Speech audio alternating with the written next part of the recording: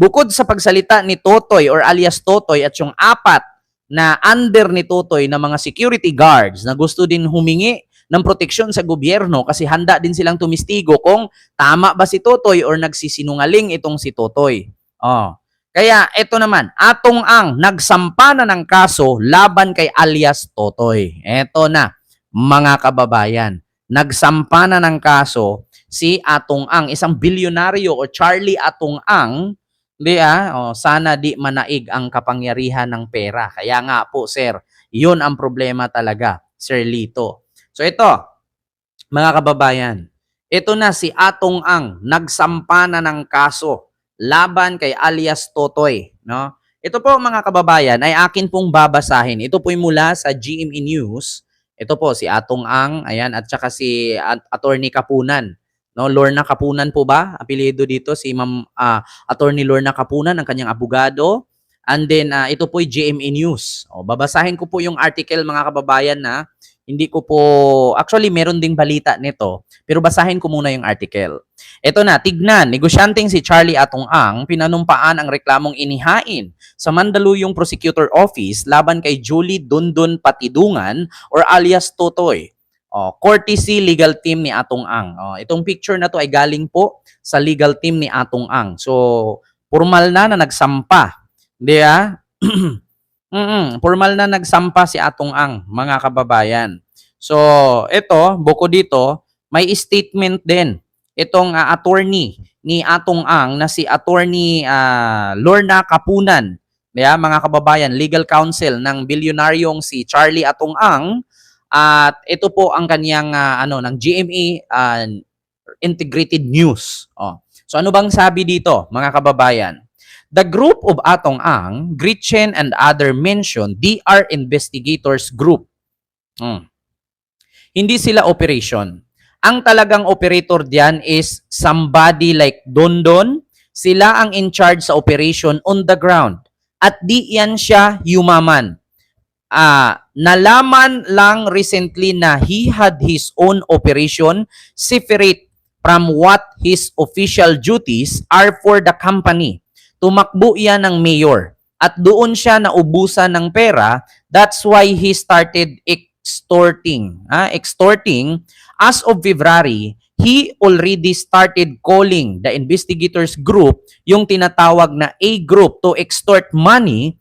In the case of Atong Ang, it was 300 million pesos. So yun po ang sabi ni Attorney Lorna Kapunan. So ito nga mga kababayan, inihayag ng abogado or legal team ni bilyonaryong Charlie Atong Ang na ito daw si alias Totoy or Dondon, sila daw ang in charge sa operation on the ground dito sa e-sabong or online e-sabong na to, na mga maraming na-addict nga at tumaya dito, di yan siya at dyan siya yumaman. So, dito daw yumaman itong si alias Dodong. Hindi ko alam mga kababayan kung sino ang nagsasabi ng totoo. Si alias Dodong ba? Or yung apat na security guard na sumurrender na ang sabi nga ni alias Dodong, wag na kayong magsinungaling. Wag na kayong magpatumpik-tumpik pa, lumabas na kayo at sabihin nyo yung katotohanan. Kaya nga sabi ko sa inyo mga kababayan, kahit ako mismo, kahit ako mismo mga kababayan, kung nakita ko yung mismong krimen na nangyari, halimbawa nakita ko mismo na may bumaril, binaril, tumumba, bumulagta, hindi po talaga ako magsasalita agad-agad. Bakit? For the case na, for the safety of my family. Me, my family, my relatives, madadamay kasi. Kaya, abangan na lang po natin kung saan papanig itong apat. Kasi, according nga sa mga kaso-kaso, mga kababayan, the more na lahat ng witness parehong statement at the more na may witness ka, mananalo ka. Si Dudong kasi yung unang witness na mga bata dati sa sabungan. Unang hearing pa yan, si Atong tinuturo. Sabi ni Muchbag or Matchbag. Hindi natin alam mga kababayan na kasi the more na padamihan ng witness to. Kung si Dudong lang mag-isa at lahat ng statement ni alias ni Dundon or itong si alias Totoy, no? Kung lahat ng statement or salaysay ni alias Totoy magtugma doon sa mga nangyayari, mangyayari or ano dito na siya ang panalo. 'Di ba? Mga kababayan. Oh. Kung mangyari na lahat ng bibitawang salita ni alias Totoy or ni Dondon, no, ay tugma sa mga pangyayari, sa mga bagay-bagay, kung saan tinapon, kung kaya niyang ituro, idetalye, mangyayari na siya ang panalo at siya ang paniniwalaan. Pero kung ang statement ni alias Dondon or yung kanyang mga salaysay magkaiba-iba at hindi magtugma at mas marami itong mga witness na sasabihing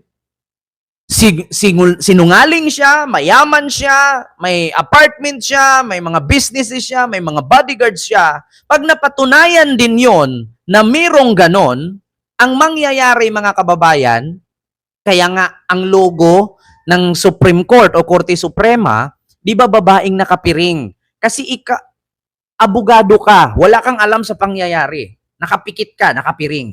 Ang hawak mo lang ay timbangan. Ititimbang mo siya.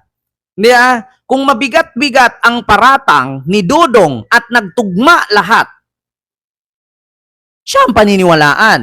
Kung bumigat ang kabila at medyo lumalabo ang statement ni alias Dondon or ni alias Totoy, hindi natin alam. Di ba? So, abangan na lang natin. Kumbaga, para tayong nanood ng movie na kailangan natin ng popcorn.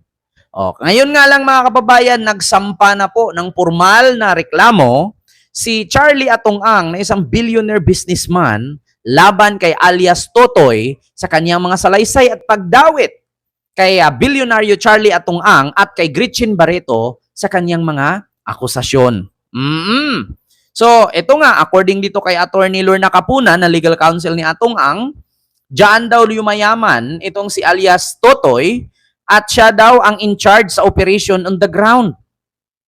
At ito nga ang ginagawa niya dito, tumakbo daw itong mayor noon at doon siya naubusan ng pera.